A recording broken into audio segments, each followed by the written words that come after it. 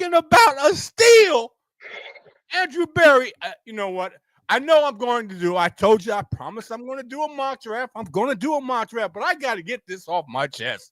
I got to get this off my chest. Yeah, take it off. A. It's an A. The Cleveland Browns pulled off an A in the draft. They addressed, the only thing they didn't address was a wide receiver. But they got two solid running backs in Dylan Sampson. Oh, man, that's a steal. Dylan Sampson led the SEC in rushing. Yes, Dylan Sampson led the SEC in rushing from the University of Tennessee. If you don't know running backs, come here.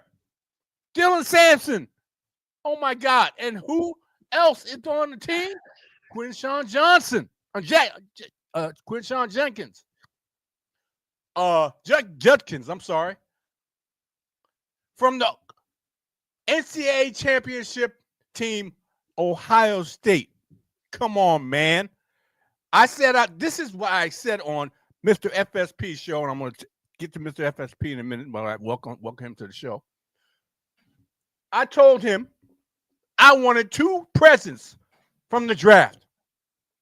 One being Quinshawn Johnson, Judkins, I can't get that name right, and Shamir Sanders. And lo and behold, you think I should be a GM? I should be a GM. Oh my God! I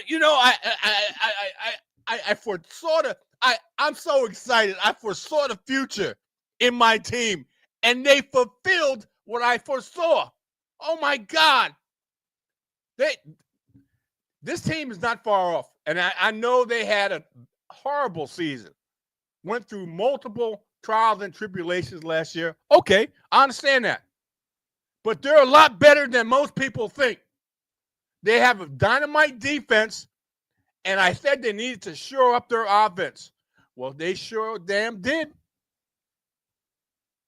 They sure damn did. With two running backs, which I love, and a quarterback that both of us, me and this guy over here, was raving about that he should have been number one quarterback. I'm so excited.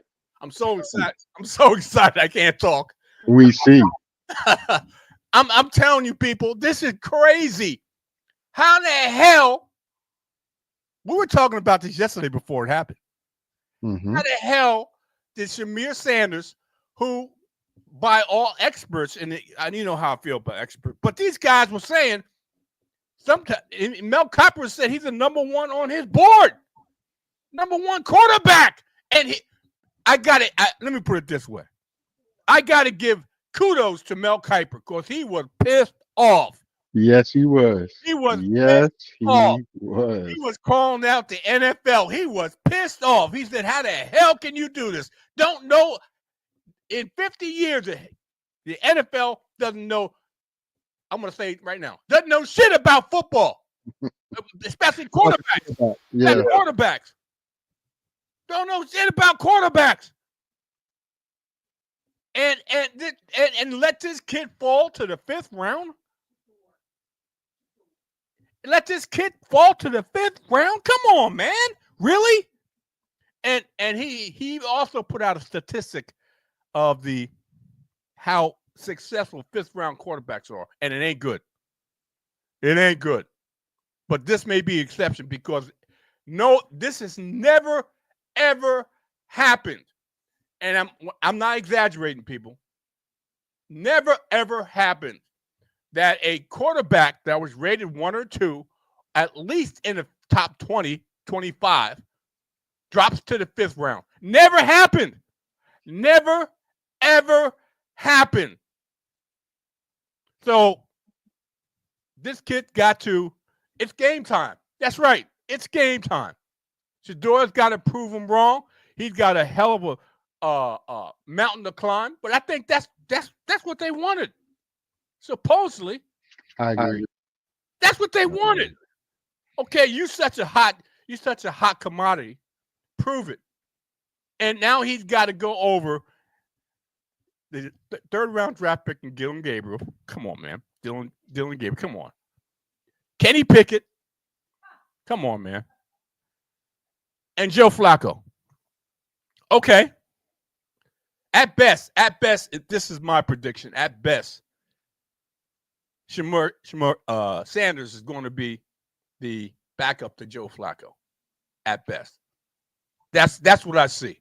And Joe Flacco is just a cerebral quarterback. He don't mind teaching the young quarterback the ropes. Look at him and Lamar Jackson. Okay. Yep. Joe Flacco wasn't the type of guy that was going to put up a stink, trade me, or because I got replaced by Lamar Jackson. He took Lamar Jackson under his wing. Joe Flacco knows what the real deal is. About being a real teammate. You got the best. You got the better talent. Hey, man, I'll teach you everything that I know for the betterment of the team. That's what Joe Flacco is. Okay. Kenny Pickett, as soon as Kenny Pickett got replaced, he wanted to trade out. He wanted to get out. This is true. Okay. Look, I keep it 100%. Kenny Pickett, when he first got drafted, I didn't like him. He loved to throw with his gloves because he had small hands and he wasn't that good at all. He wasn't that good. I know he played in Pitt. Okay. He was a popular East Coast type of quarterback. Okay. But he wasn't all that good and it proved out. He's been on his third team since he's been in the league. Third team. True. Okay. So what's that tell you? He was a career backup when he got drafted, in my opinion. But they tried to force him into the starting role, and he failed miserably. I knew he was going to say that. Miserably. Come on. I'm so excited.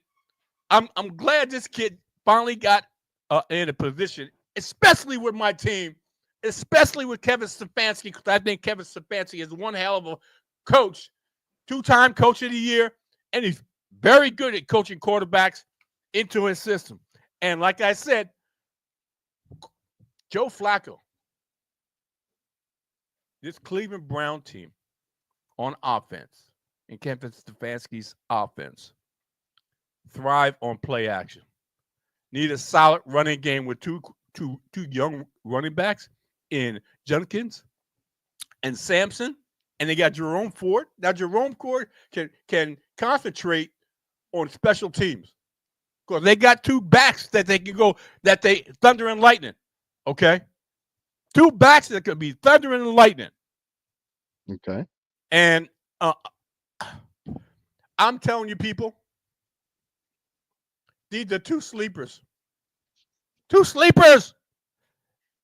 Before I get to the draft, these are two sleepers. These two running backs are sleepers.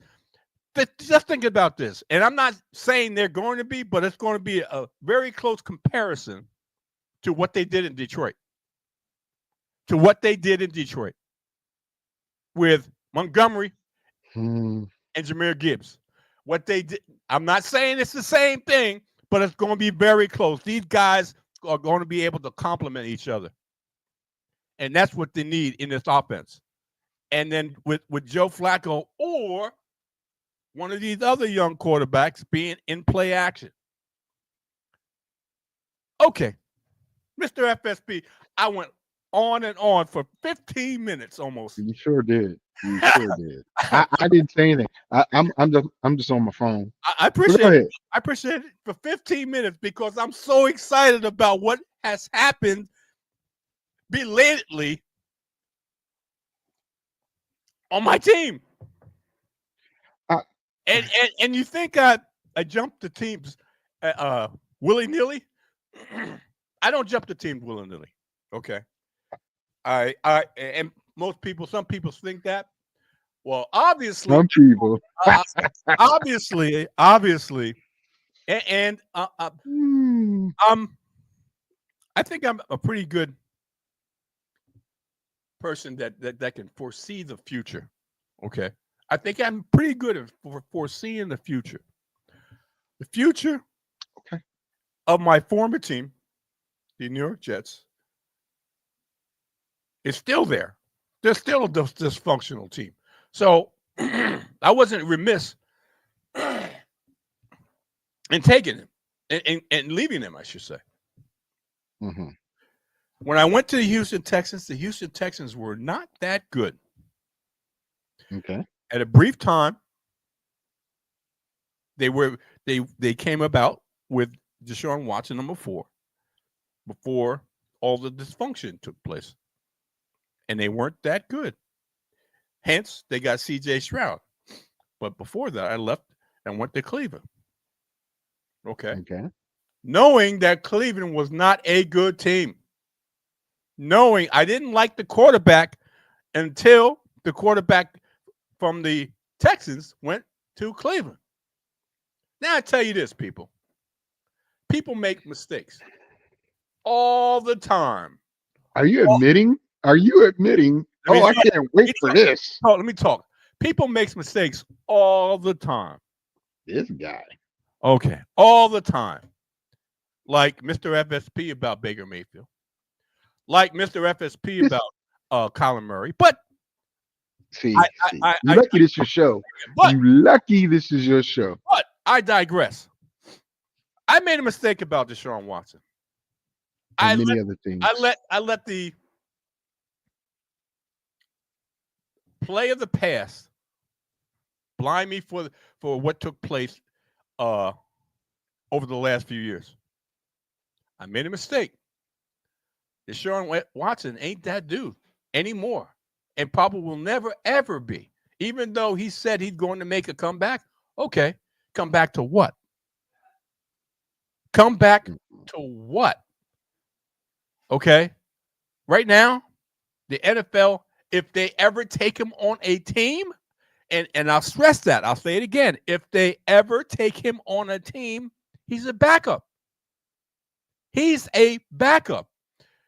It's very hard for a quarterback that started, had some adversity, regardless of what it was, and is able to reach, and then it's viewed as a backup or a bust, and I'll say it again, a bust, come back and redeem his starting role somewhere.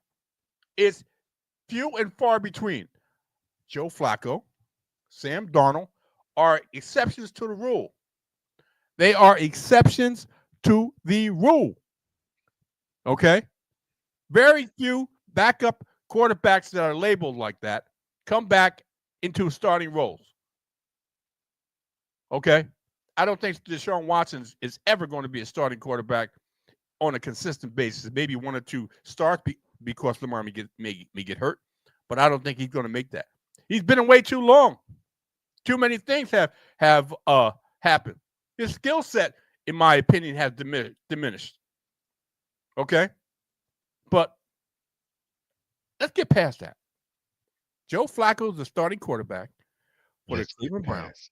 This guy. And we have 4 quarterbacks total to sort out, to fight out, to see who's going to be number 2.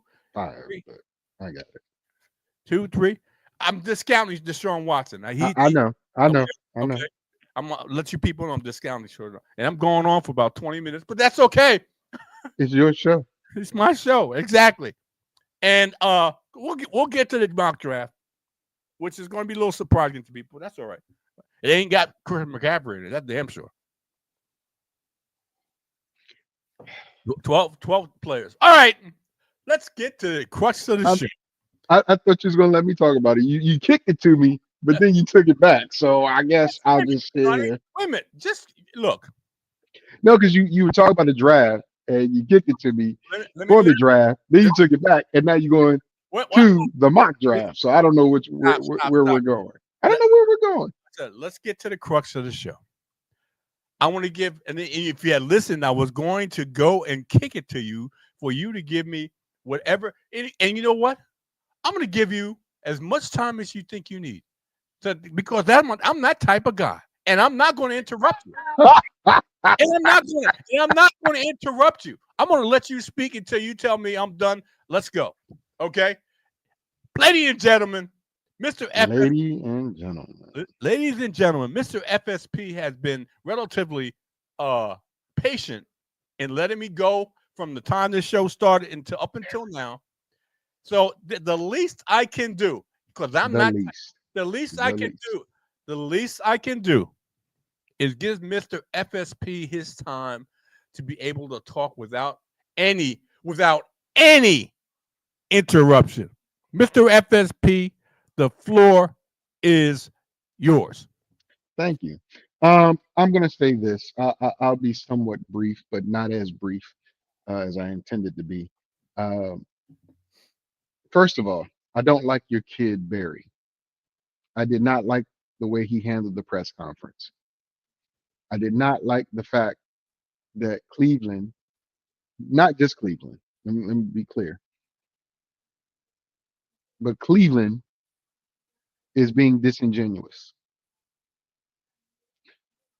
If it were the Giants uh, personnel who made the comments about Shador and leaked it to the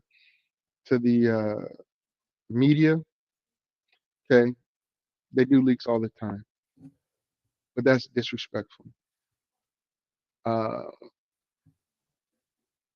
if you've seen I know Shador and Shiloh have like a streaming platform, and on there they're discussing how the prank caller got his number. And Shiloh says maybe it was one of the kids. I mean, Shiloh says it had to be the NFL, but Shador says it could be anybody's kid or whatever the case may be. Well, it came out or speculated that the Giants general manager's daughter attends Ole Miss, and the prank call emitted from an Ole Miss frat house. Disingenuous in the fact that the Giants are also the ones to be said to have disparaged Shador because he wasn't prepared for a meeting. The disrespect of trading back in after, you know, whatever was said behind closed doors. Uh, they went out and get Jackson Dart. Now, if you looked at Gruden's Confidential, John Gruden, he literally rips Jackson Dart apart and says, "You need to be fixed. You are not this good. You can't take these hits." And Jackson Dart tries to explain why he takes those hits as a quarterback and has been injured so much. Back to the Browns.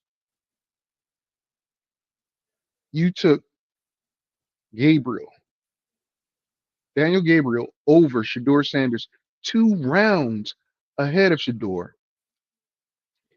And Mr. Berry goes on the diocese during the press conference and says, "Well, we're not going to give him anything. He's going to have to earn it. We want to make sure that." Though the way he said it is not what you say, it's how you say it, right? Was to say, "Okay, look, you ain't entitled to jack." And I get it. I absolutely get that. But what I don't get and don't like is his, um, I guess he has a certain delivery and a certain view in a certain way. But don't sit here and pretend like you wanted to get Shador, right? Because if you wanted to get Shador, you would have got him before you got Dylan Gabriel. Right now, as it stands, Shador, and I'm glad you're excited, Jerry. I'm excited too. But he's the 5th man on that list right now. And the question was asked of Kevin Stefanski. And it was funny how Stefanski answered the question. The reporter asked, "How are you planning to give each one of these quarterbacks some meaningful playing time or whatever to evaluate them?" And he said, "It's not even a quarter, but it's 5 quarterbacks. So it ain't a quarter." But that gives credence to Deshaun is out of the picture, right? Flacco was brought back because they had a good feeling with him 2 years ago, but didn't re-sign him because they didn't want to mess up the locker room with Deshaun. Well, that's out the window now. So he's the starter. They trade for Kenny Pickett. Kenny Pickett has a rookie contract, which makes him very valuable. I don't got to pay him a lot of money. And if he pans out, I can extend him for a 5th year. Can't do that with anybody else. That leaves Dylan and Shador. Now, through my experience and what I've watched over the years, those quarterbacks don't get a lot of playing time. It's only 2 preseason games. It's only 2 preseason games. So it's going to have to be internal as they decide. But the one thing you'll never, ever be able to hide is what the players think of the quarterback play and who's getting a fair shake or not. Now, they might not say it outright because, they still have jobs and they're with the organizations. But Mel Kiper, I'm glad you brought up Mel Kiper because I wanted to talk about that too. I've never seen Mel Kiper so animated except when it was with that general manager that got fired. But even then, Mel Kiper calmed down and, relaxed. Right. He was heated for a couple segments. Oh, yeah. As Shador kept falling. I don't particularly think that Cleveland is going to give him a fair shot because I don't like Barry. I don't. He's made some deals and he's made some moves that made me think he's shysty. If you look at the video from Shador's feed, after he talks to Barry, after he talks to the administrator at Cleveland, Dion wants to talk to Barry. Now I know Dion ain't going to curse him upside down and all that, and he probably thanked him a little bit. But I'm as a father, not as prime time, but as a father. After you told me X, Y, Z, and I believed you, black man to black man, you showed me your colors, and I get it. You got a job to do. And I don't know what Dion said to Barry. I don't really care, but Barry is probably not going to be there very long.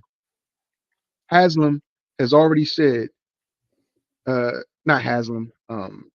I forgot the name of the owner. I know it begins with an H, but Haslam. Oh, it is Haslam? Yeah. Okay. Haslam has put out a lot of money because Barry decided, I don't want to deal with Baker no more. So I'm going to just throw all this guaranteed money to Watson. $250 million gone, thanks to Barry, and not being able to work with Baker. I think Baker's done pretty daggone well since leaving Cleveland. And he was doing okay in Cleveland, but he was playing injured to appease that organization. I'm not going to make excuses for him. But Baker is doing a hell of a lot better now than he was in Cleveland. And I hate to say that this man is not doing the right thing, but I think he's playing a game that is not conducive to building a very strong organization with all these expiring contracts coming next year, and didn't draft to cover all those issues. You got Newsom gone, and Newsom was a pretty damn good cornerback. You got a couple linebackers gone. Defense is going to be depleted. Last thing I'm going to say about this, and then I'll let you move on, and I apologize for taking up the time, but I honestly think Tom Brady didn't feel the same way about Shador that Shador felt about Tom Brady. Okay, I that's I, that's I really justified. don't, That's justified. That's justified. because if he did, now I get it. I get it. Who did the Raiders get a quarterback? Did they even draft one? Right Mm-hmm. now, if that is an issue because you don't want to scare Gino, Gino's a grown ass man. Pete loves Gino. I got it. But Tom, you're the president of operations and part owner of the organization. Minor owner, but still part owner. And you know this kid. So what does that say? Gino ain't scared. Gino's got a lot of confidence, and I hate Well, to I'm interrupt. not saying Gino is the issue. I'm not saying that. Okay. I'm saying the owner, general manager, president of operations. You had many opportunities to get this guy. Pair him with Gentry or Genty. Oh my gosh, that's your future after Gino. But again, it is what it is. Um, I want to say this lastly, and I'll move on. Every Colorado player suffered until Shador got drafted. Look at where they all got drafted or free agent wise after Shador, outside of Travis. Joe Horn Jr. or Jimmy Horn Jr., that kid shouldn't have been drafted so late, but he went to the Panthers, Mm-hmm. right? They got to He steal. got exactly that's my point. Yep. That's my point, Yep. right? Langham, Langham goes to the Ravens. He has a little work to do, but still, the offensive weapons and some of the defensive weapons, all of them went after Shador. NFL was making a point to prime. That's what Mel Kiper was saying. That's what people on NFL Network were saying. And Riddick, I forgot Riddick's first name, but he was saying it. He was saying the same thing, You talking about but Lewis Riddick? yeah, yeah, Lewis Riddick. Mm-hmm. He was kind of saying the same thing, but just not as demonstratively as Mel Kiper and others. And all these jackasses that were like, well, shut up and prove it now. And I'm talking about my guy that's on NFL Network, that McCoy, Gerald McCoy. Mm-hmm. I get what you're saying, Gerald, but the way it came out, Yep. Yep. it came out like you telling him to shut up and dribble, Yeah. as opposed to motivating him. Hey, man, it's over with. Go prove him wrong. I didn't like the way McCoy was talking. Mm-hmm. Now he knows how his thing, how his part was delivered, or what he meant by it. But to me, I took it as him telling him to shut up. Don't cry. He told him, don't go on social media. Don't do nothing. I bet not see no cameras. Guy, do you not understand?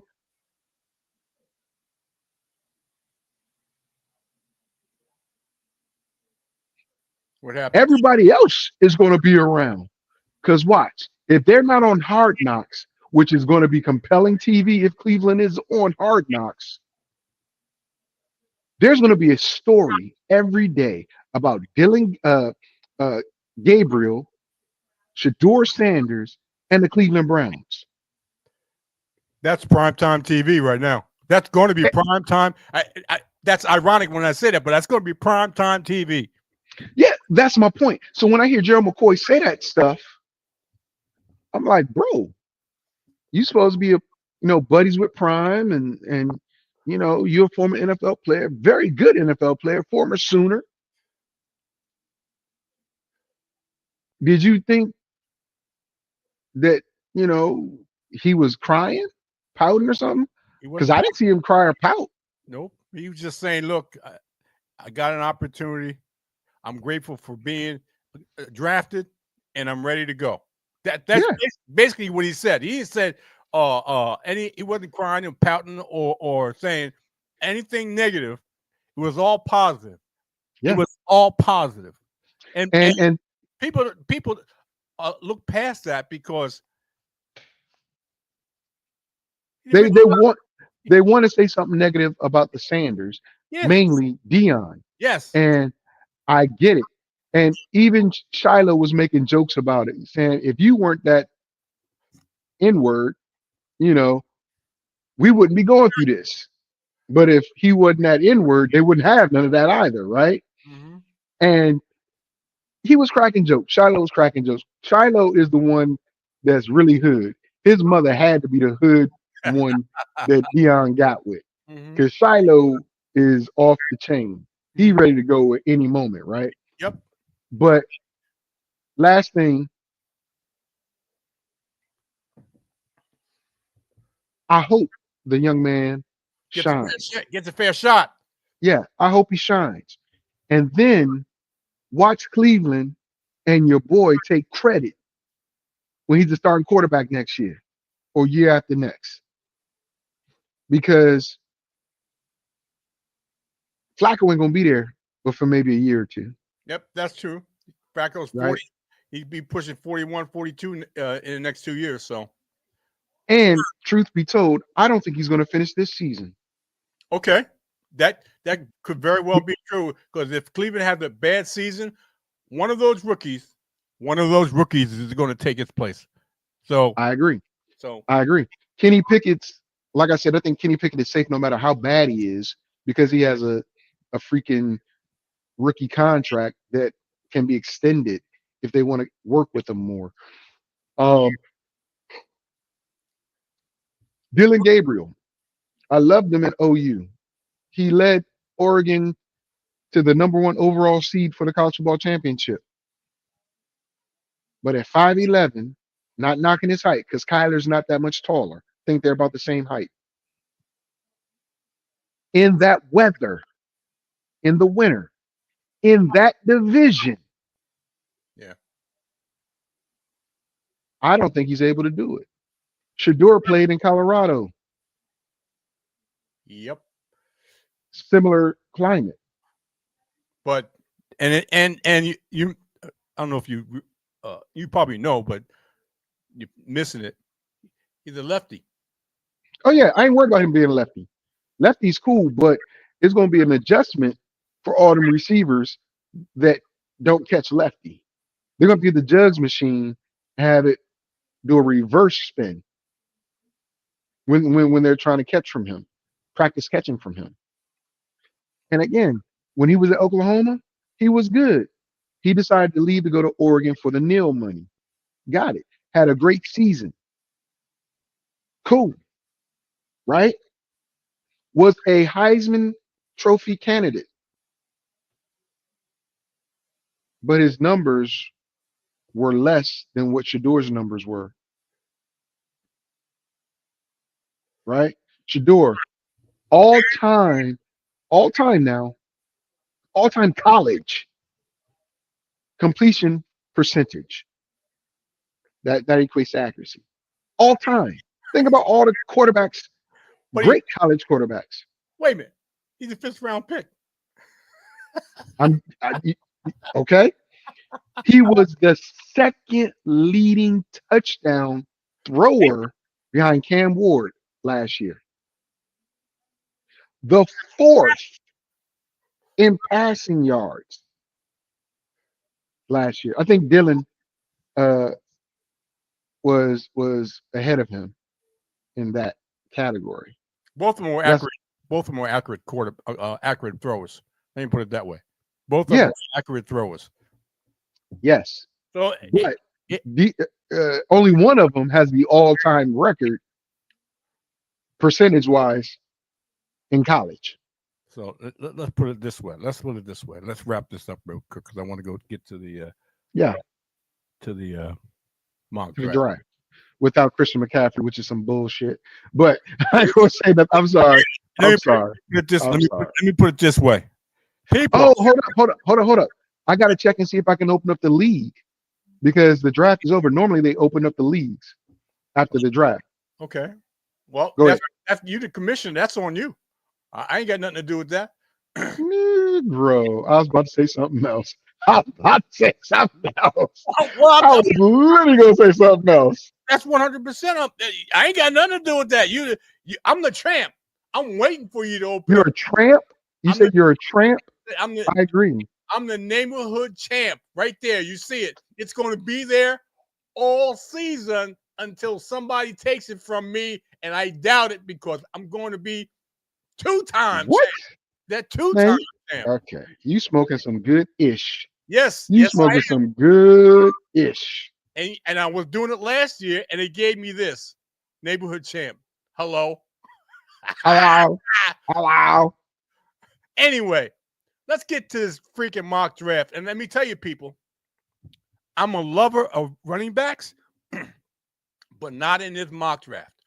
I'm talking 12 players in this mock draft. We got about 20 minutes. 12 players in this mock draft that we're going to go through. And I'm going to go from 12 to 1. Okay? And here we go. At number 12, we're talking about Devon Achane. And this is shaky. He was a fantasy running back in points per game with Tua healthy in 2024. And it was related to his receiving numbers rather than his rushing efficiency. He regressed a lot in the latter part compared to his rookie campaign. He had a mind-boggling 7.8 yards per carry, and that fell to 4.6 yards per carry. But Devon Achane receiving had room to grow in year 2, and ultimately more than made up the difference with declining yards per carry. The Dolphins running back has a top 5 fantasy football ceiling based on his explosive and 3-down skill set. He finished second in routes run among running backs last year. Let's see if Miami can upgrade their offensive line in 2025 and watch Devon Achane go off the chain. Let me put it that way. All right. Your thoughts. Devon Achane at number 12. I'm going to just say right now, without Christian McCaffrey being in your top 12, I think it's bullshit. Okay. No problem. No problem. You know what? I don't know who BT is. Let me who's BT? Who's that? BT, and I'll tell you, at number 11 happens to be Brian Thomas Jr. Oh, hell no. Thomas, rookie, no. historic, and the head coach pledged to build around him, locks him in as a 2025 breakout candidate. His size speed combo delivered wide receiver 1 production down the stretch. Think 10-plus targets and nearly 100-yard games as a baseline. Even with Lawrence back under center, Thomas should command a hefty share, especially if Kirk and quite naturally, Kirk Ingram left, no longer there, and Cohen's track record, being the head coach, with Tampa Bay's offense in 2023, when Chris Godwin and Mike Evans thrived, didn't name other key targets. All facing uncertain. All these guys, Kirk left, Ingram left, and Gabe Davis left, all faced certain roles or recovery as question marks around Trevor Lawrence. Thomas' late season surge suggests he's already a cut above the pack. They got Travis Hunter and they got Brian Thomas Jr., a second year, and I'm predicting this guy is going to break out big time, because Travis Hunter is still a rookie.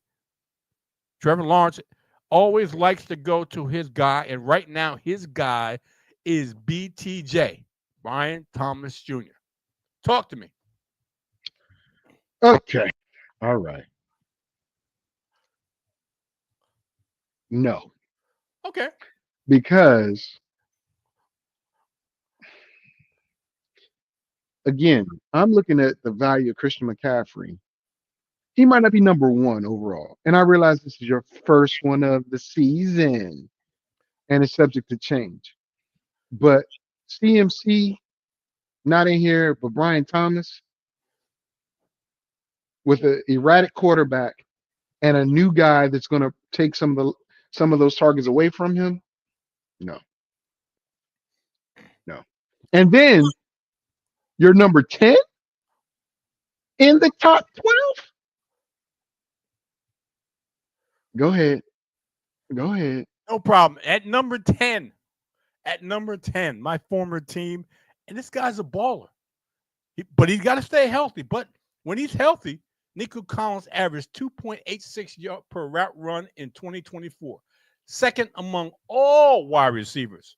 He picked up right where he left off in 2023, finishing the season as the wide receiver 6 in points per game, which was 14.9, which is a very good stat, 14.9 points per game. He missed 4 games with an injury, but was very effective on the field as C.J. Stroud's clear number 1 target. Even when Stephon Diggs and Tank Dell were healthy, he was the alpha dog of the Texans' passing attack. With both guys potentially not playing for Houston in 2025, right now, Stephon Diggs is no longer. He's with the New England Patriots, and Tank Dell is still dealing with a horrific leg injury. Nico Collins is clear-cut number 1 wide receiver and will stay atop the 2025 wide receiver fantasy football ranks. Talk to me, Mr. FSP, about Mr. Nico Collins. This dude right here. No. Okay. No No problem. No. Okay. Look. I know it's your first one, and I'm trying to give you some grace. But 2 of those 3 can't even compare to what CMC is going to provide. But I digress. I'm going to say this like this, and you may not like what I'm going to say, but I'm going to say it like this. Of course you know I'm going to like what you're going to say. Of course. I'm going to raise some eyebrows when I say this. Of course. CMC is like a broke dog. A broke dog. Broke dog. I'm not going to say the other word that I wanted to say on, but you should be able to understand what I'm saying. Okay? He's like a broke dog. Mofo. That's what I'm saying. I said it last year, and I got the same response from you last year when I told you about CMC. And I'm telling you this year. I'm telling you this year.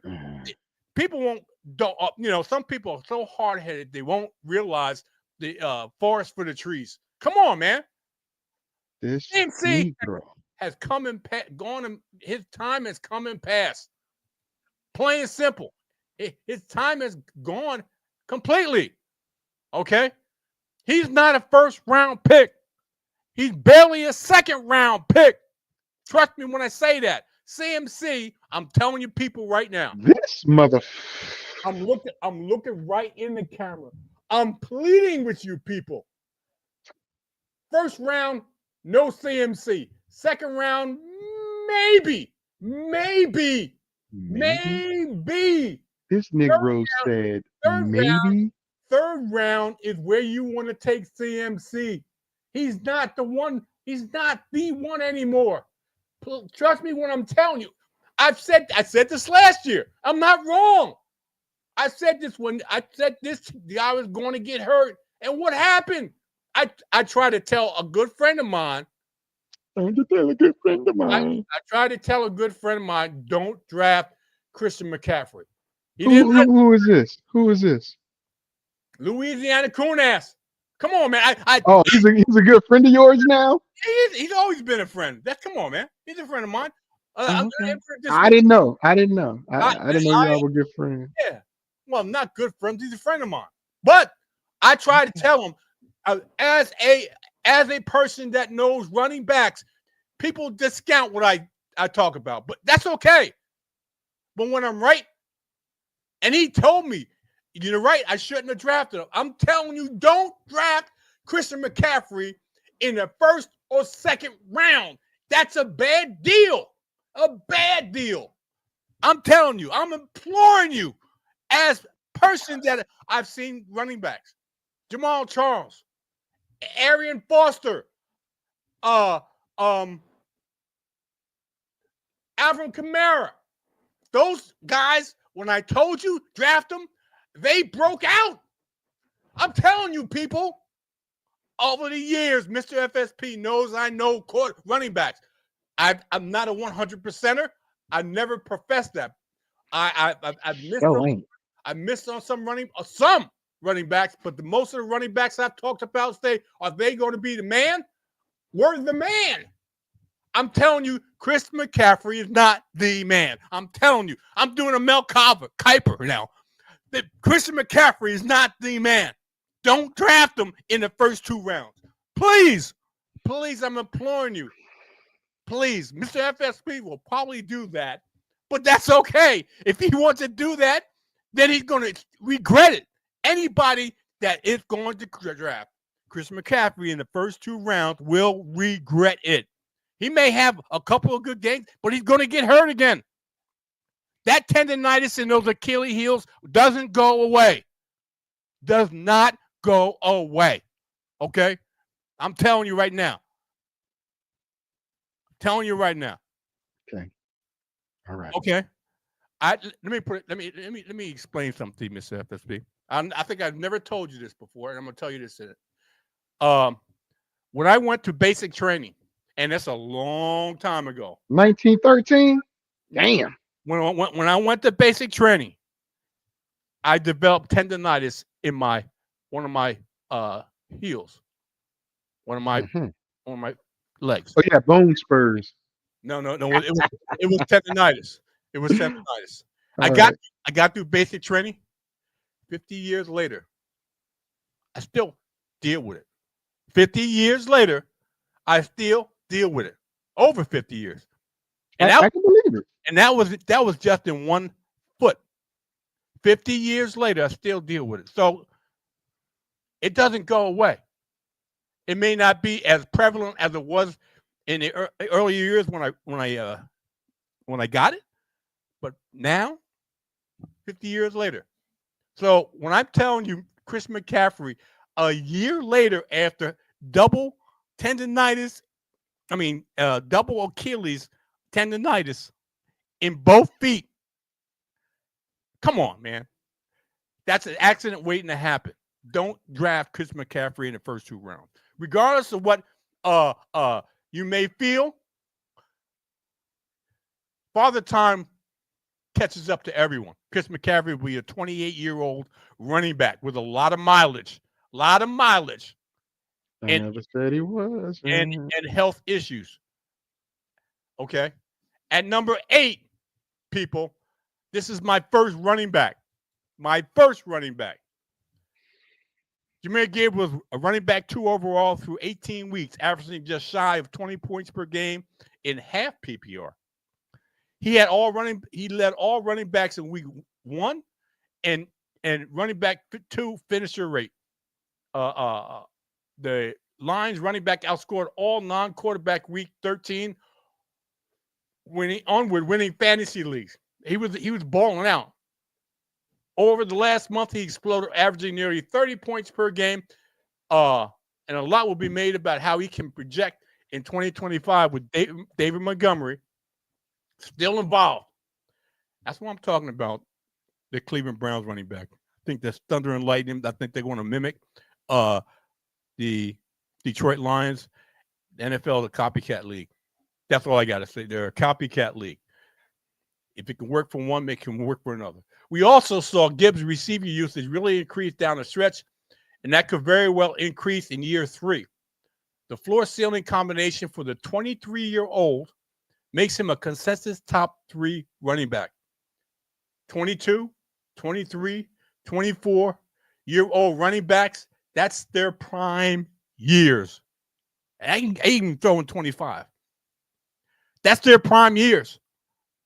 So if you have running back that is in the 23, 24, 25 age bracket, and he's been explosive or he's been a strong running back at that point, that's their prime years. You can guarantee that's going to be consistent without injury. That's going to be consistent. Okay. Jahmyr Gibbs, number 8. Talk to me, Mr. FSP. All right, Mr. Taylor. I'm not gonna knock Jahmyr Gibbs. I think you got him too low though. Okay. I literally have Jahmyr Gibbs and another player in the top 3. Okay. Maybe. Yeah. But okay. That's just me. No problem. No problem. At number 7, as you see it, Puka Nacua just rounded out his second season in the NFL, and while he fell short of the 1,000-yard mark, he was just as impressive on a per-play basis as he was in his standout rookie year, doing 9.3 yards per target in both seasons.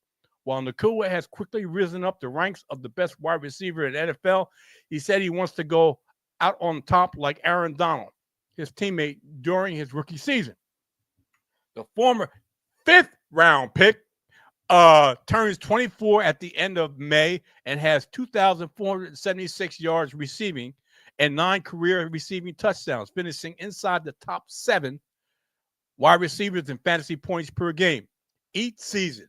Mr. FSP, I got Puka Nacua at number 7. Talk to me.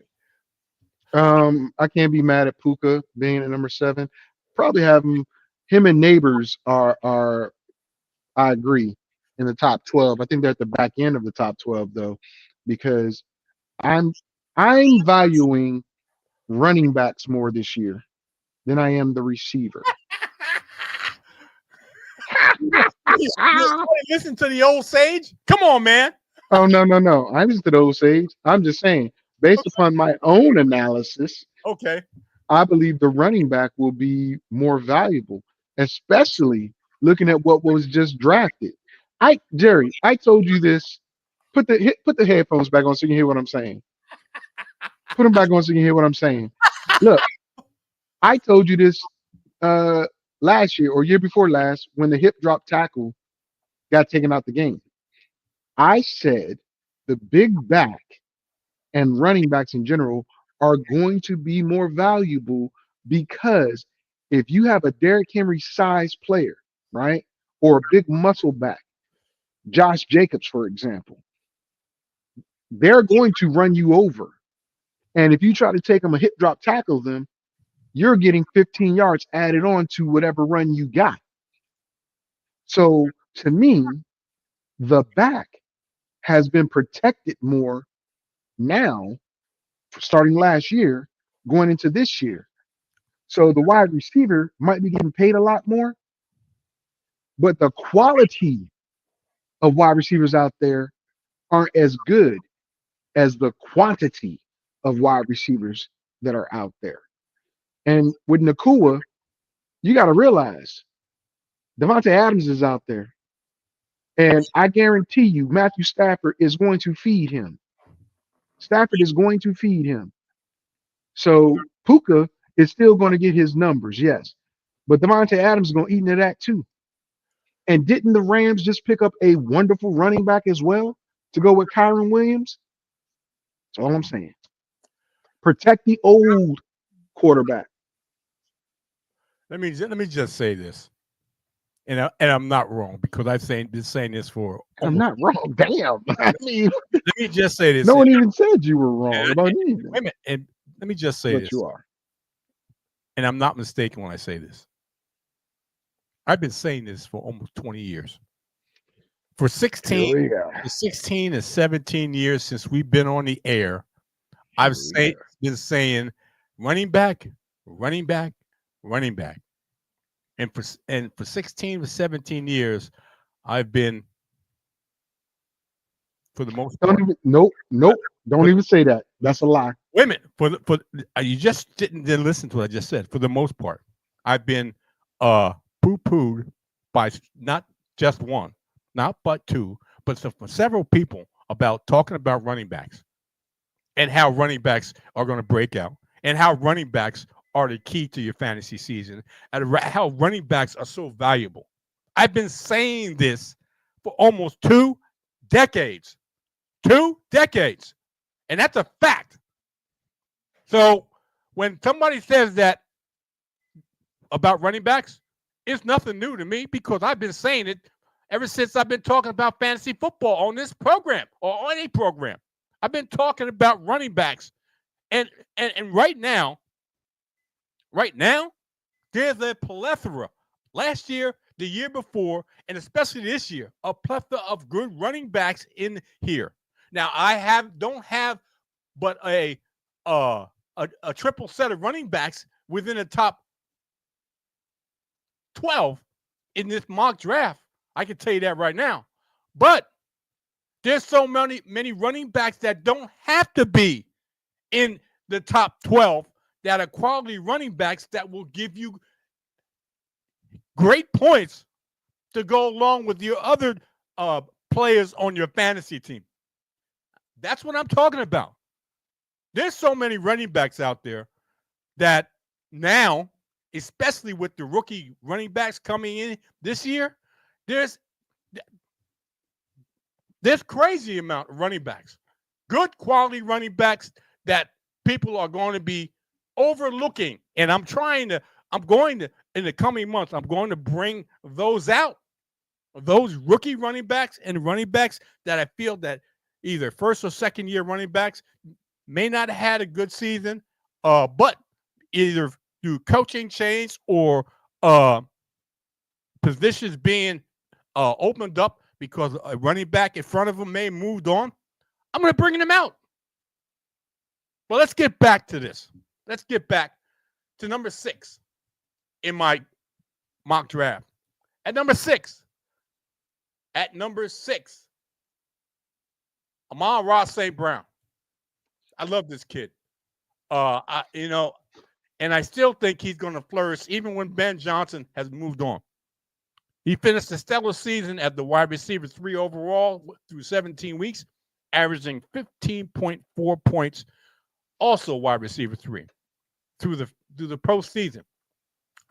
The Sun God was the number 1 overall in red zone receptions, but he outperformed his 14.6 expected points per game, which ranked 18th. Over the final 7 games of the regular season, St. Brown's target share was 27 to 23%, and fell with both Sam Laporta and Jameson Williams heavily involved. Still, 27-23% target share is nothing to sneeze about. Let me put it that way for him. Best advice anyone ever gave was 2 words. That should be more of a concern next season, given Jameson Williams' massive breakout. So can St. Brown continue to thrive as a top 5 wide receiver? Don't see a reason why not. Amid target competition, especially after losing offensive coordinator Ben Johnson. He's the favorite target of Jared Goff. I don't see that changing. Jared Goff's still there. Amon-Ra St. Brown is still there. And Jameson Williams is quite naturally still there. But the number 1 target, in my opinion, for Jared Goff will be the Sun God. I got Amon-Ra St. Brown at number 6. Talk to me. I don't mind that at all. I actually like your list, except for number 1 and number 2. I think. No problem. Wait a minute. Let's get. But I was going to talk about St. Brown. I love the fact that you got St. Brown there, but I got to see what that offense is going to look like now that Ben Johnson is gone. Okay. That's the only thing that I question about having him right there. What does the offense look like? Okay. Let's talk about the other players when we get to the other players, all right? All right. I got Mr. CeeDee Lamb. I know you don't like CeeDee Lamb, but because he's a Cowboy, but that's okay. Despite playing hurt and losing Dak Prescott, CeeDee Lamb gutted out 15 games en route to a wide receiver 8 finish and wide receiver 9 in points per game, which was 14.2. He caught at least 4 passes in all but one game, marking his third straight season with 100-plus receptions.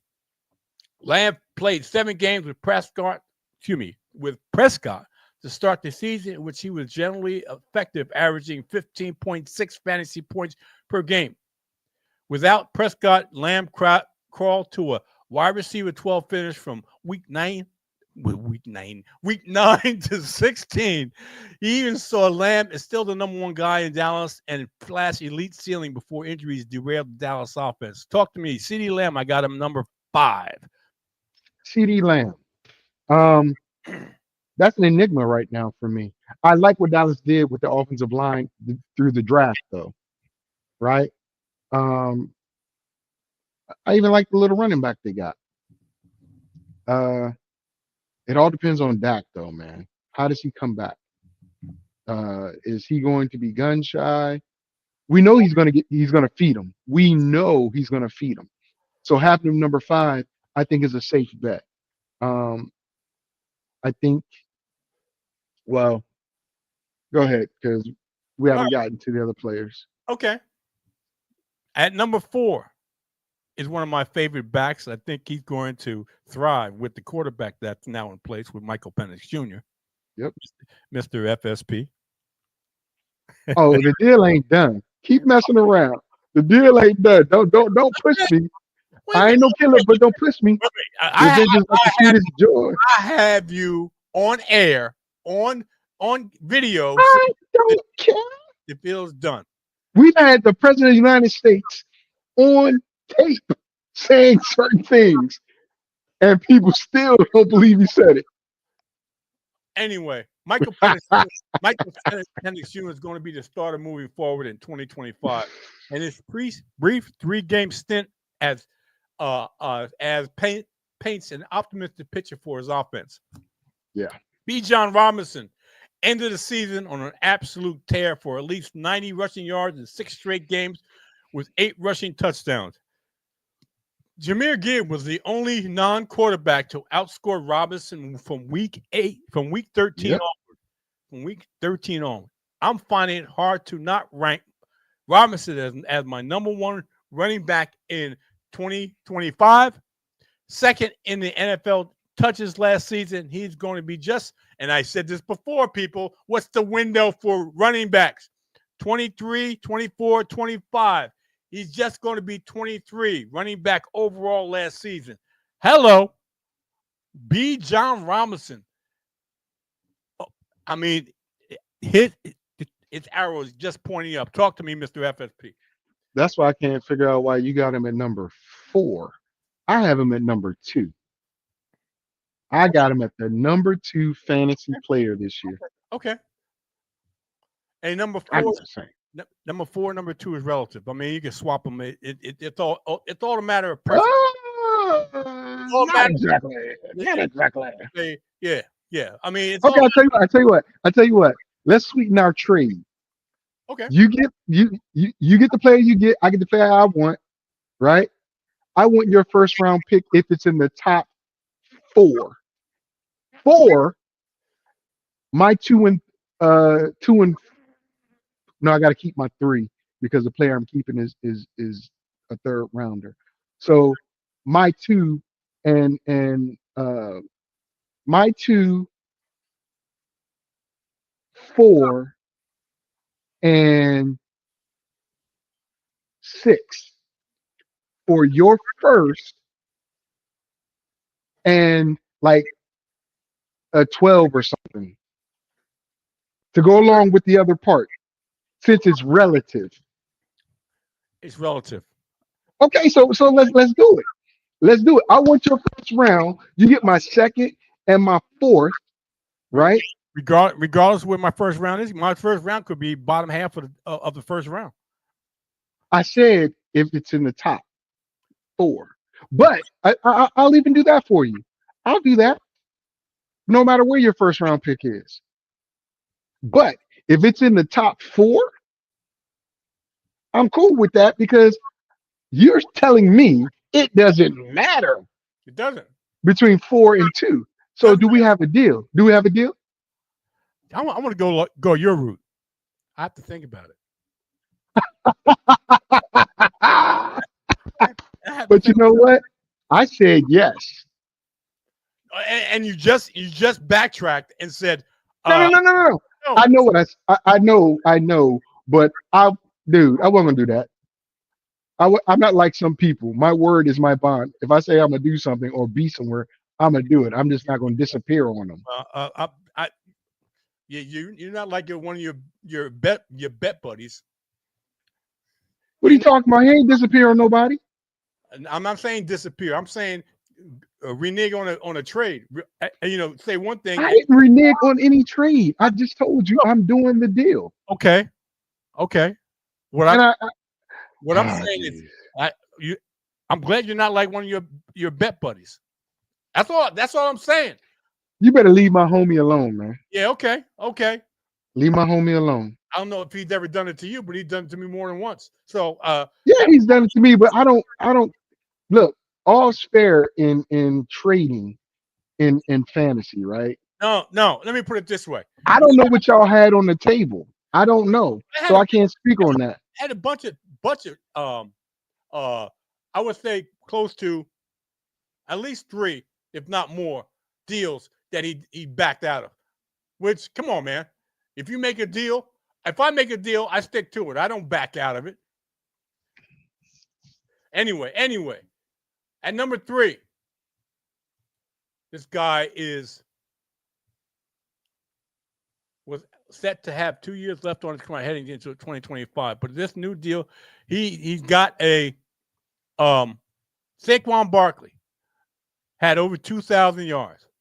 Okay. Every player that's done 2,000 yards or more. Here we go. Look, this is a fact. People, you want to look it up? You think I'm not telling the truth? No one said you're not telling the truth, bro. But you can say, here we go. Like I'm about to espouse something that's not truthful. Every back that it has 2,000 yards or more has regressed to at least 600 yards less the next season, or gotten hurt the next season. There's been 9 backs, if I'm not mistaken, 9 backs in the history of the NFL. Just check it out. In the history of NFL, check out the year they did 2,000 yards or more, and the following year, whether they hit that mark, came close to that mark, or gotten hurt. None of them gotten close to that mark, and none of them, or some of them, have even gotten hurt the next year and didn't complete the season. Okay? So if you think Saquon Barkley is a bona fide, some people do, bona fide number 1 pick, don't go that route. Do not go that route. Undoubtedly, consensus running back ones in most people's eyes in 2025 will be Saquon Barkley, if arguably the greatest season we have ever seen from the position. Over 2,000 rushing yards as the only skilled player to average more than 20 points per game in half PPR. He led the NFL in touches with nearly 500, almost 500 touches. Who can sustain that?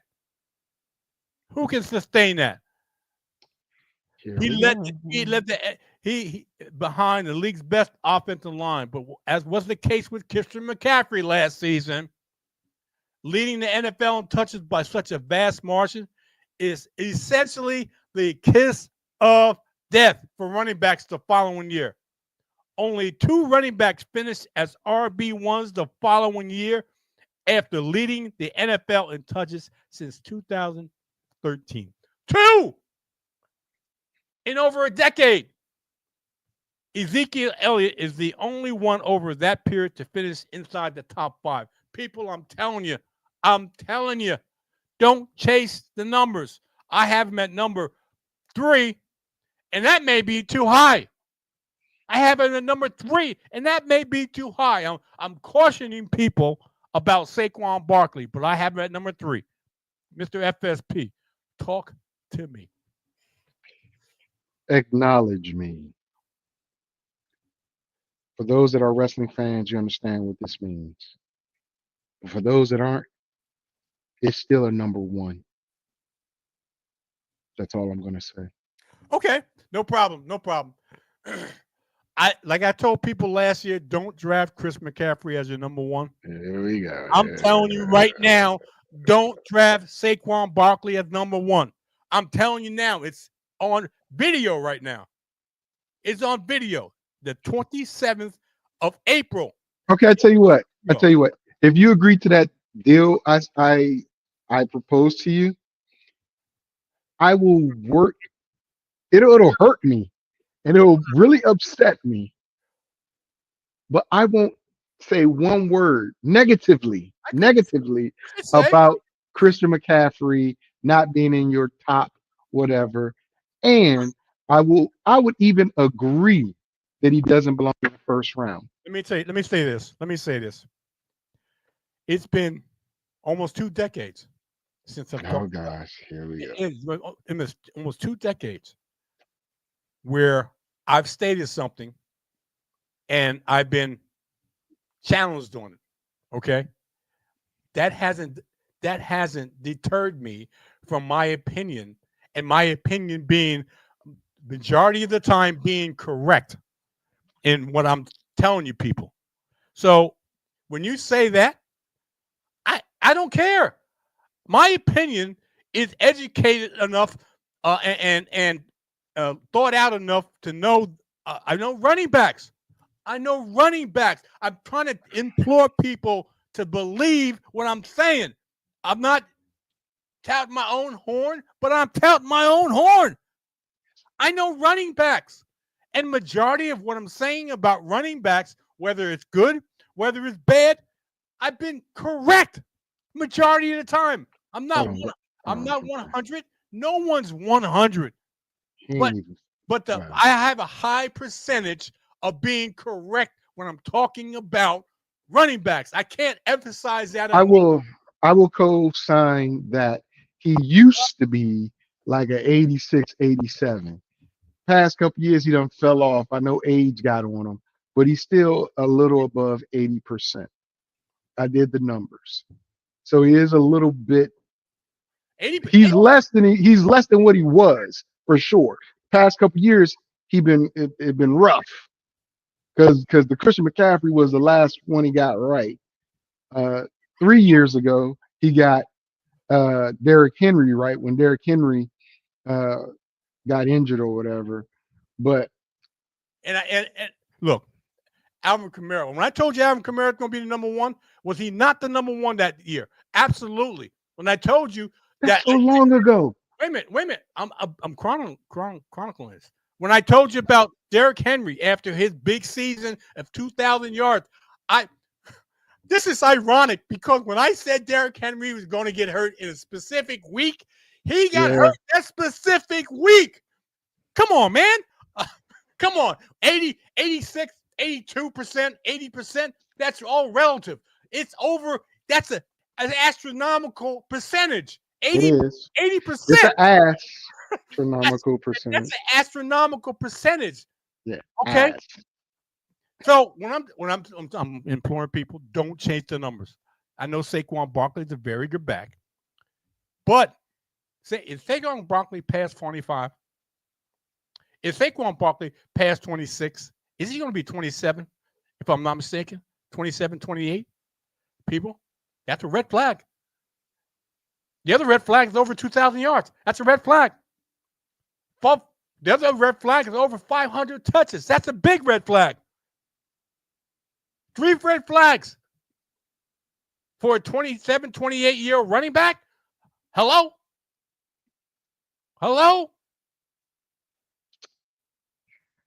I'm just saying. Let's move on to the number 2 pick. Now, people, I profess vehemently about running backs. And notice in this mock draft, there's only 3 running backs in this mock draft in the top 12. Only 3. What's that telling you? That's telling you that wide receivers are more prevalent in this top 12 than running back. But there's quality running backs below the 12th pick. There's quality running backs. But you want to jump on wide receivers, okay? Because in my opinion, the drop off in wide receivers dips a lot more than running backs in this year's draft. Okay? The All-Pro wide receiver shut down any doubt that he could produce without Kirk Cousins, finishing as a wide receiver 2 overall and in points per game. He caught over 100 passes and surpassed 1,500 receiving yards, tying a career high with 10 touchdowns, finishing first in end zone targets. He tied Jamar Chase for the most wide receiver 1 weekly finishes, which was 12. It was his 4th time finishing inside the top 5 wide receivers. It should be noted that Justin Jefferson production dipped slightly over T.J. Hockenson return to the lineup. It is very possible that with the quarterback question marks in 2025, Jefferson's production, especially touchdowns, could decline. But it would need to be an absolute implosion for the wide receiver to fall outside the top 5 just based on his talent and deployment in the Minnesota offense, which I've been touting for the last 3 to 4 years in his Minnesota offense. I love this offense, especially highlighting wide receivers, especially Justin Jefferson. Okay? Mr. FSP, JJ at number 2. I don't have the number 2. I have him at number 4 or number 5. Okay. Only because the quarterback situation. Minnesota has JJ McCarthy and Rippon. And I think they drafted a quarterback. Or no, they didn't draft one. They just signed a free agent. I forget who it is. But that worries me. Matter of fact, you know what? My buddy was just telling me about it. But anyway, he's going to get his, right? But that's the only concern. Who's giving him the ball? Like last year, I was wrong. I thought Sam Darnold was going to suck. I was wrong. But JJ suffered for, I think, 8 weeks, 6 weeks. Yeah, I think it was 6 weeks without a touchdown. And of those 6 weeks, 3 or 4 of them were below 100 yards. So, food for thought. Food for thought. And like I said a week or so ago, my number 1 is Jamar Chase. But you know, it's your show. I'm gonna let you do it. Let me put it this way: same quarterback, same offense, nothing's changed, and except they got paid. Wait a minute. Just can I finish? Yes, sir. Go right ahead. And that's why I got my head down. And Chase was paid along with his running mate T. Higgins, and one complements the other. There would have been a problem if T. Higgins had left and Jamar Chase was the only one there. But the Cincinnati Bengals have a luxury of having 2 number 1s. 2 number 1s. And even though T. Higgins went off, thank you. I'm looking at my championship trophy saying thank you. T. Higgins went off in the championship series, in my championship round. He went completely off and surpassed Jamar Chase. They feed off each other because, like I said, they are 2 number 1s. They are 2 number 1s. Chase was my number 1 heading into the 2024 draft season, and he exceeded all expectations, finishing as the wide receiver 1 overall while taking home the triple crown. 127 catches for over 1,700 yards and 17 touchdowns. 20 points per game in half PPR, which was 4 points more per game than the next closest wide receiver. He also led the NFL in red zone targets, which has been the clear signal for wide receiver overall seasons. one. I mean, wide receiver one for overall seasons. The past 6 number one overall wide receivers finished first in their NFL red zone targets, with Chase becoming the 6th to do so. The only major change for 2025 is that T. Higgins will likely be, well, he's not gone, so he's still there. But the sample size of Chase without Higgins over the last 3 seasons is more elite wide receiver production. He's still with Chase. I mean, with Higgins being there, all that matters is that he and Burrow stay healthy, as Chase attempts to be the first back-to-back wide receiver one finisher since Antonio Brown. Mr. FSP, I know you disagree. Jamar Chase, number one. No. Jamar Chase, again, I put him just below JJ. I got JJ above him. JJ is dealing with Addison on the other side and Hawkinson, but Chase is dealing with Higgins. And then Chris Brown, I believe the running back's name is Chase Brown. Chase Brown, yes. And I know Burrow, that's Burrow's boy, and he's going to feed him. I know that. But until the Bengals fix that offensive line, Burrow's going to be on his back more than he's going to be on his feet. So Okay. I have him in the top 10, yes, but not at number one at all. My number one is Saquon, followed by Bijan, then Gibbs. And I'm torn between having CMC there versus JJ or Lamb, because I think that's where the receiver starts to take form and shape, right there in the middle. Okay. Right. All right. But I like Ashton Gentry in a Pete Carroll offense. People, I'm just saying. Mr. FSP has his opinion. I have mine. All I can say one is great, one is not. All I can say is 80% or plus in correctness in running backs. Who are you gonna listen to? Oh my! Are you seriously going to go there? Okay, all right. We're gonna listen. I'm just saying. Okay. If you were a betting man, and Mr. FSP is the betting man, I'm not. But if you were a betting man, and you got someone that was 80% or more right, who would you go with? 80% more or right? Who would you go? I'm just saying. Ladies and gentlemen. Okay, you've given your spiel to the people. Let me give them mine. No. I'm not done. Okay. Who are you going to? You see what he's doing, y'all? Y'all see what he's doing? Who are you going to go with? Okay. I always emphasize the positive. I don't emphasize the negative. Okay. 80%. Okay. I'm gonna go to 80%. I don't emphasize the 20% I was wrong. Like of course he doesn't. Like some people would do. He doesn't talk about the full picture. That's the point. But if you're 80% or more right, why would you even go to 20% or less? It doesn't make any sense. Because the fact is, if you're 80% right, somebody's going to listen to that versus you emphasizing the negative. Okay, the negative. It's a negative.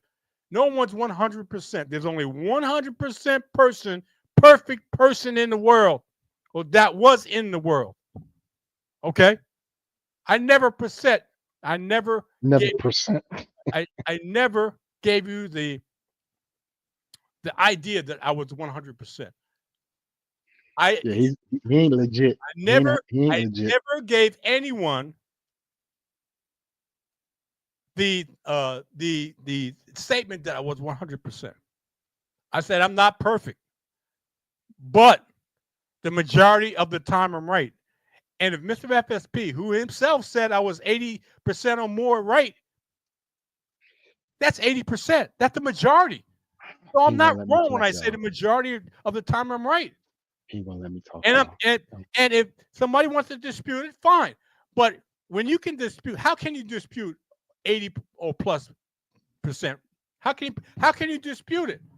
You're gonna knock because I was wrong 20% or 15% over 85 or 80%? Really? That makes no sense. I'm not perfect, but I damn near I'll give you a very high percentage of players, especially running backs, that you should look at, that you should form a positive opinion about. I can't make you, I can give you is my suggestion. I can't make you pick them. If you don't pick them, it's on you. It's on you. That's all I can say. And my numbers, the numbers I give you back up what I'm talking about. It's not like I'm just throwing these guys out there. I'm throwing these guys out there to let you know that these are the facts. Either you, it's not fake news. If you want to believe it, believe it. If you don't, it's on you, Mr. FSP. Ladies and gentlemen of the jury, the defendant would like you to think that his 80% is so great that it can outshine the 20%. It I does. submit to you today, he wants to say because it doesn't fit, you must acquit. But we found blood all over the place. Now, OJ was innocent, but not Jerry. My point is, I am not knocking Mr. Taylor's in-depth knowledge of running backs. I did initially, like I said, almost 2 decades, right? Almost. Probably around year 3, I became a believer. I just didn't tell him until probably about year 5. I was like, yeah, yeah, you're right. You know what you're talking about. But then I saw some anomalies, and I was like, okay, well, he was off a little bit.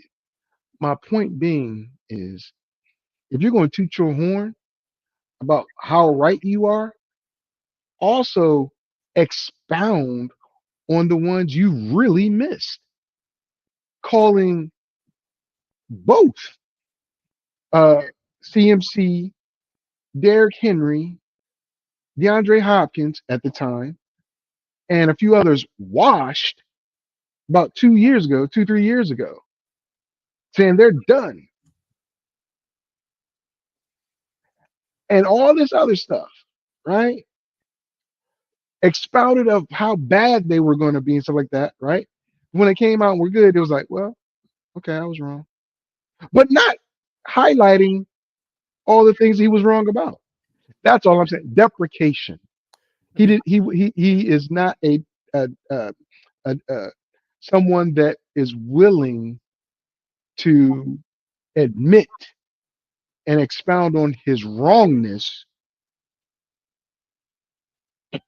He's reaching for stuff. He's trying to say I'm reaching.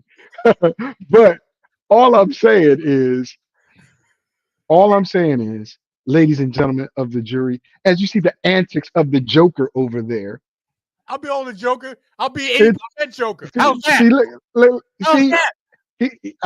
see what I'm saying, ladies and gentlemen. He's he's got running back knowledge. I will greatly admit that.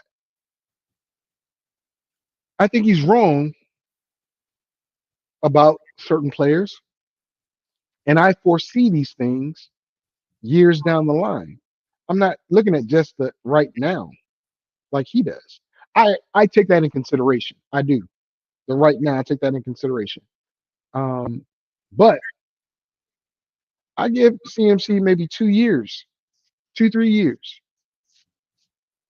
2 or 3 years before he's totally a guy that's either too injured to continue or viewed as a backup and need to move on. Like Aaron Jones. Aaron Jones went to Minnesota, lead back, doing great things. But what did Minnesota do this year? They added CMC's backup, Mason, to help share the load. Right now, CMC is not that person that needs that shared load, but in a couple of years, I see that happening. Oh my God! Don't let the smooth taste fool Let, you. let me just say The this. defense, the prosecution, Let me the say. prosecution rests. There's no redirecting closing arguments. Let me Okay. let me just say this. CMC and the 49ers just drafted another running back. They just drafted another running back this season. I didn't Okay. say they didn't. Isaac Guerrero is going to see a lot of touches. There's going to be a running back by committee in San Francisco.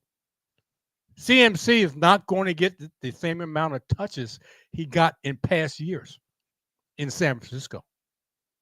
His overall production is going to be diminished because because of the running back by committee.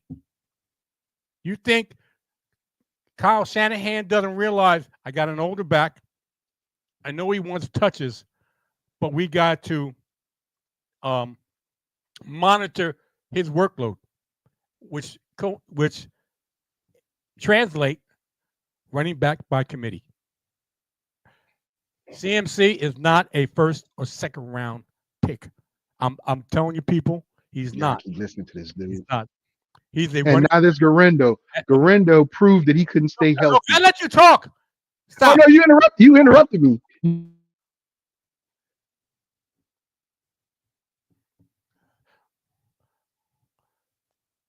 Come on now. I let you talk. I let you talk. Don't do it. Don't do it. More than once. I want more than once to let you talk. And you also cut me off more than once too. But go ahead. Go ahead. You just say this, people. He gonna use that mute button. It's going to be running back by committee, which tells me Christian McCaffrey is not a first or second round pick. He may have certain games that he'll exceed, and some people will jump on the bandwagon and say, "See, I told you," but he will not consistently be a first or second round pick in fantasy. That's what I'm trying to tell you. He will not be a consistent first or second round pick in fantasy. All right, people. We've come to the end of the show. I got to say, Mr. FSP, I enjoyed what you had to say. And thank you for your opinion. You have anything else you want to put out there before we exit? Ladies and gentlemen, thank you for being attentive. Unfortunately, you got fed some BS from one person, not me. But I'll say that Saturday, 1 p.m. Eastern Standard Time, 10 a.m. Pacific Standard Time, you have Fantasy Sports and Politics. I have no clue what I'm going to talk about just yet on Saturday. However, I suspect there's going to be a lot of NFL news that comes out throughout the week. Stick and stay with me. It's your boy, Mr. FSP. JT might come along if he's feeling froggy. I don't know. But come check us out. Great conversation. People coming on saying things that are crazy. And we talk back to each other, to the listeners there, or the viewers there. So come enjoy us. Last but not least, it's football. Let's get it. Let's get it. Legendary. Peace, Bill.